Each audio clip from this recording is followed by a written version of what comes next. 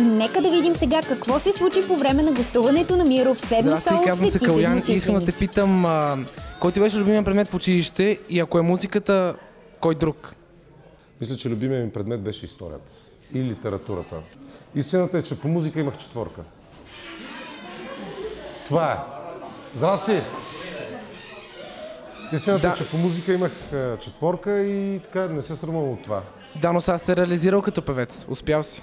Има разлика между музиката, която се учи в училище,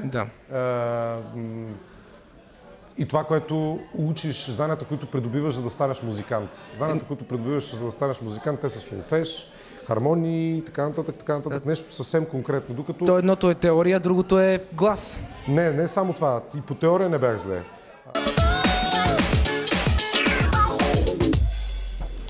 Здрасти, аз съм Меми. Искам да питам дали Тошко, Тодор Гаджалов, има реален шанс да спечели, защото аз съм му голяма фенка. Здрасти. Здрасти. Ами, Тодор има много сериозен шанс да стане гласа на България. Тодор владее език, Тодор има глас, Тодор го харесват много. Дори сестра ми, която е на 42 години, казва, че Тодор е много красив мъж. Това аз не мога да го разбера. Сигурно е за добре, че не мога да разбера Тодор дали е симпатичен или не.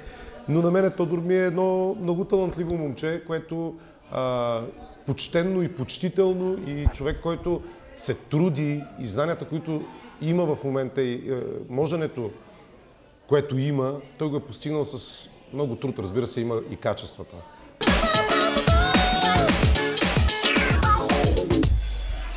Здрасти, аз съм Златомир и искам да... Как? Златомир. Здрасти, Влади. Златомир. Как? Златомир.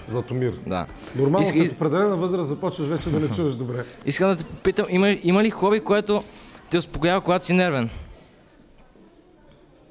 Рисуването.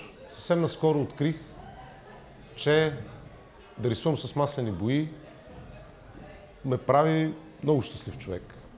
Изведнъж забравям за...